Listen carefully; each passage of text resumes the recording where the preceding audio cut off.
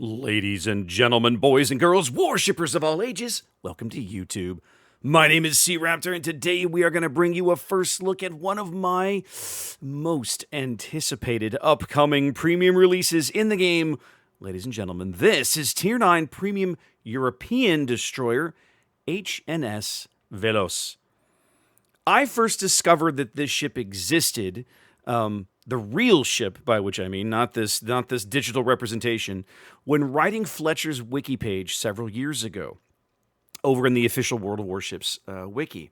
It turns out that I believe it's 4 Fletcher-class ships have survived to the modern era as museums. 3 of them in the United States, USS Kidd in Baton Rouge, USS Cassin Young in Boston, USS The Sullivans up in Buffalo, New York. But one Fletcher-class ship at the time had survived in Europe as a museum ship. Actually, now that I think about it, there was a Korean ship at the time that had survived as a museum ship, but she has since been retired. But Velos is now the only Fletcher-class ship as a museum outside of the United States. Her home being, of course, in Greece. She flies the flag of Greece, of the Hellenic Navy, and she will be entering World of Warships as the 5th Fletcher-class vessel to be represented in-game. So, Wargaming, good job. Only 170 more to go. Let's get cracking. Now, astute observers of the channel will note that I will generally put the port that matches the nation of the ship behind a ship when I do one of these videos. Obviously, there is no Grecian port in the game yet. Sad face. So Hawaii is kind of a poor substitute here, but I figured the terrain was pretty close to the hills and the trees and that sort of thing. It'll have to do for now. So let's talk about Velos. Fletchers, of course, are a very almost ubiquitous ship class in the game, right? There's 4 in the game already. We're talking about Tier 8 American Premium Chungmu, Tier 9 American Premium USS, Tier 8 American Premium Chungmu, Tier 8 American Premium USS Kidd, Tier 9 American Premium USS Black, and then 2 tech tree ships. That's the Tier 9 Pan-Asian Destroyer, that is Chungmu, and then you have Tier 9, of course, American Destroyer, the OG USS Fletcher. So Velos will be number 5. So if you've played one of those other ships, and you probably have by now, you should have a pretty good idea of what you're getting into. But of course, as with any premium release, Wargaming is going to change some things, tweak some things, and then it's up to us to kind of show you what you're getting into. So let's have a look around the ship. For starters, as we do, talking about survivability, 17,100 HP is completely unchanged from the health pool of every other Fletcher-class ship in the game. So, nothing unusual here. Same hull, same health pool, and so on. Same armor layout, right? It's a destroyer. You're not going to get armor. This is not why you're here. You have 19 millimeters throughout. This is not a gearing that's got that extra 21 millimeter plate along the broadside. You have none of that here, okay? So she is the same hull, same tonnage, same health pool that you're used to getting out of every other Fletcher class in the game. Where you'll start to find changes is in maneuverability and concealment. Now, you won't find them in maneuverability. Not really. 38 knots top speed, 620 on the turning circle, 3.9 on the rudder shift. These values are very, very similar, if not identical, to most other Fletchers in the game. Certainly, the rudder shift is. Now, the turning circle here is a little larger than USS Fletcher over in the tech tree and Black, but it is basically, this is like Chungmu handling, okay? If you're, I don't even really notice the difference. So when I say this, I say it from experience. You really don't know that it's the difference between the way one Fletcher handles versus another. At least I don't, okay? So though the turning circle here is about 50, 60 meters larger than Fletcher in the American tech tree, these numbers are identical to how Chungmu handles in the Pan-Asian tech tree. And when I drive the ships, I don't really tell the difference. So that's just me. But I will say that the 38 knots of speed is a knot and a half faster than the base USS Fletcher hull out of the tech tree. Again, more akin to Chungmu's speed, and, well, you'll see why here in just a minute, I think, okay? So the speed is nice. This is faster than a typical Fletcher, and it's definitely on, I'd say it's the upper third of most Tier 9 destroyers. So this compares pretty favorably. You're looking at 7.1 detection on the surface. You dig into the numbers, it's actually 7.11 kilometers. Full stealth rig Velos will get down to a 5.76 kilometer detection. So that's actually a little better than many of her contemporaries. A Fletcher, only by a few meters, right? But a Fletcher over in the tech tree bottoms out at 5.8 flat. Same with black.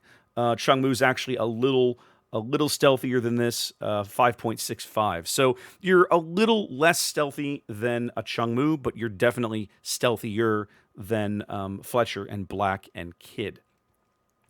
So lots of like, right? You've got a lot going for you here. It's the same hull. She handles great, and so on and so forth. Now, main battery. You've probably picked up by now, just looking at the ship, a change from most Fletcher-class ships in the game, okay? Fletcher, Black, Chungmu, and Kid all have 5 main battery turrets, 2 forward and 3 aft of the torpedo launchers. But you can see here, Velos does not. What would normally be her X turret would sit right here in this position where all this extra superstructure and, I don't know, that's not a gun director. It looks like some kind of, I don't know what that is exactly. Radar rangefinder? I got nothing. But all of this has been added where a 5th gun turret would ordinarily be. Okay.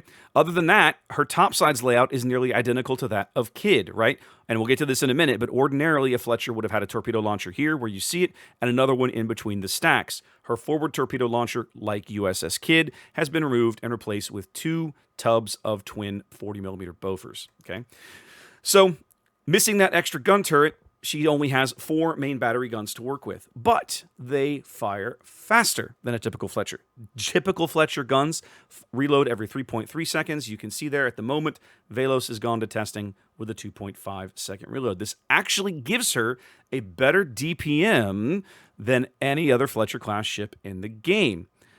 It's interesting, but I will admit that I have a preference for the Alpha. Because, I mean, you can play gun Fletcher. Like when I build out a USS Kid, I build out a Kid for AA and main battery because the torpedoes on Kid are really not that amazing. So that's just kind of how I do it. And here you can invest in the main battery and get it even better, but the gap is a little smaller. So yeah, you're used to these guns. You know what they do. They're really good at these American guns are really good at knife fighting other destroyers, or harassing larger capital ships at longer ranges. They're not so great at trying to pick on faster ships out past about 7 to 8 kilometers, unless you get really lucky and they're driving in straight lines or something. Yeah, excellent guns. So main battery is there. It's nice. It's got a better reload. It actually has a higher DPM than a typical Fletcher. A 12.1 kilometer range is actually a little lower than typical Fletcher, but let's be honest, at those kinds of ranges, you're really only picking on big ships anyway, so an extra half kilometer, you're not really going to notice. It's 12.9 if you're curious on a base Fletcher, in the tech tree, and it's 12.1 here. Torpedoes. This is something else, and I briefly touched on it. Velos has only 1 single launcher here, just aft of stack number 2. However, that's the bad news. The good news is these are the exact same torpedoes that Fletcher mounts. You see them there, 10.5 kilometer range, 19,000 alpha, 66 knots, and a 1.4 detection. That makes them really, really good torpedoes. Like, these are amazing. And when you invest all in on a torpedo build on this ship, you can get that reload down to I think it's like 45 or 48 seconds. It's something absolutely crazy. No torpedo reload booster needed, right? You're just investing in torpedo module number 3, torpedo upgrade module number 3, and then the 10% buff you can get out of the captain skill tree, and that 60-second reload you see there comes down very, very significantly. I think it's like 47 seconds or something. You could just be vomiting these things out all the time, constantly. And again, you're looking at about a 5.8, let's say, detection on a 10.5 kilometer range. That's really nice. Obviously, Russian radar cruisers are your bane, but that's always the case. If you're used to driving a Fletcher, you should be used to that by now. So yeah, I like these torpedoes. Like anybody else, I wish they still had the forward launcher, but maybe we'll make up for it when we get to the A. We'll have a peek. So yeah, standard Fletcher torpedoes, nothing to get too excited about there. This is one place, however, that Velos does differ from her contemporaries in the EU tree. Okay, I'm going to harp for a minute, so apologies for getting up on my high horse. One of the ways that Wargaming has decided they're going to differentiate destroyer types amongst the nations is the strength and efficacy of their anti-submarine warfare loadout. Okay? What that means is that some destroyer-mounted depth charges are highly effective when put in the water near an opposing submarine. For the moment, that's the Americans, the Japanese, and the British. They have the highest damage values on their submerged charges.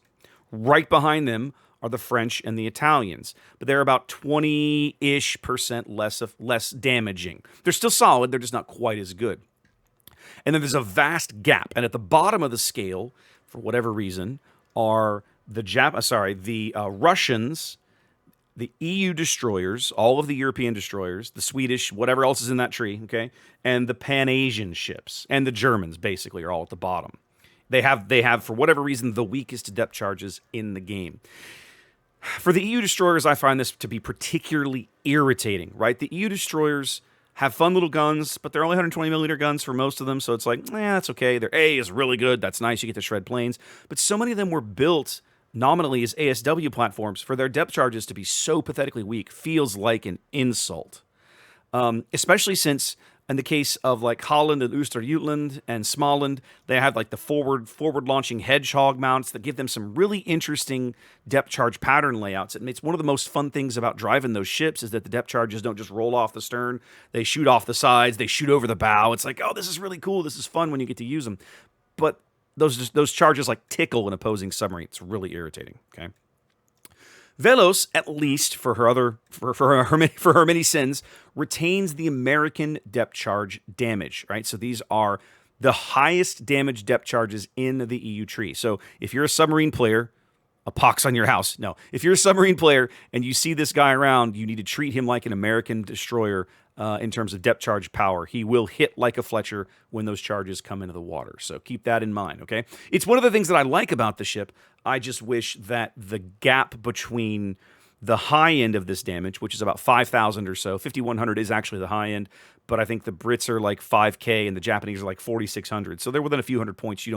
They hurt, okay?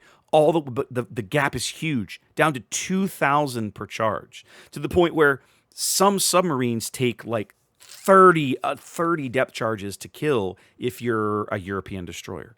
That's ridiculous. It's such lunacy right now. Anyway, but that's one of the things that Velos retains is she retains those American depth charges, which is very, very nice. She also retains her American anti-aircraft layout. Of course, her main battery guns are dual purpose. All four of these will put up flak. And then, of course, she has some of these double-barreled Bofors mounts. She has two amidships and one back here on the stern. That is the entirety of her anti-aircraft armament, which is, less than kid. No Orlikons, for example. Feels a little bad, but, okay, it is what it is. So she's only putting up 3 flak puffs out at 5.8. Those flak puffs do hit a little harder than the other ones typically would for a Fletcher-class destroyer. Those normally are 1470 a puff. These are 1540, so, okay, a little better. But the overall AA DPS is lower. You're getting only 60 DPS in the outer ring and 126 in the middle ring. The middle ring does go out to 4 kilometers, which is better than a typical Fletcher-class ship. That middle ring normally starts at 3.5, so that's nice, but you're just not getting as much AA power as you would want. I'll say what I normally say about destroyers when it comes to this ship. You have enough AA to kill fighters, in a reasonable amount of time that get dropped over you, but you're probably not going to be dissuading any strikes. This is a Fletcher-class ship that, for me, sad face, I would want to keep the anti-aircraft armament turned off for the majority of a game. One of the things that I like doing when I play Fletchers just about any other time is I love shooting down planes. In fact, I build my base hull Fletcher out of the OG, the American Tech Tree ship. I build it to kill planes, right? Because it's very good at it, especially my kid. My USS kid absolutely murders planes. The other ones have serviceable enough AA that you're not terrified of planes. This ship, I'd say, is a little less effective at that, right? You're going to want to leave this off most of the time and pick and choose very carefully when you opt to use it. I believe that's everything. Let's go have a quick look at consumables so you have an idea what's going on over there.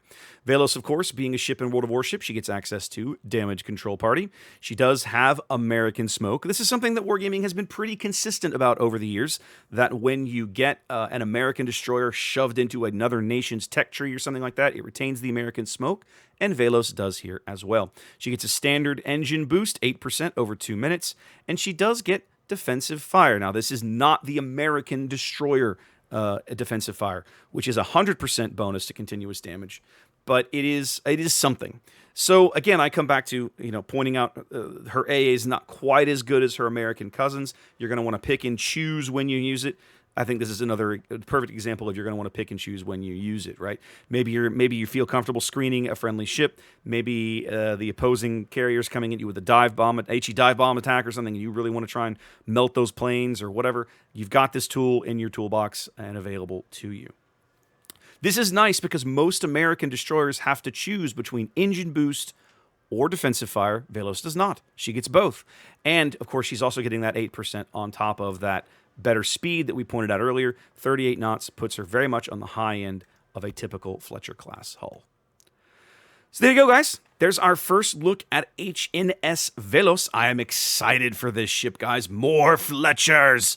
More Fletchers. The game needs more of them. Like I said earlier, only 170 to go, Wargaming. Ball's in your court. Thank you for this one, but the ball's in your court. I'll see you next time you bring another one of these out, okay? In the meantime, guys, hope you enjoyed that. Wash your hands, be safe, and I'll catch you next time.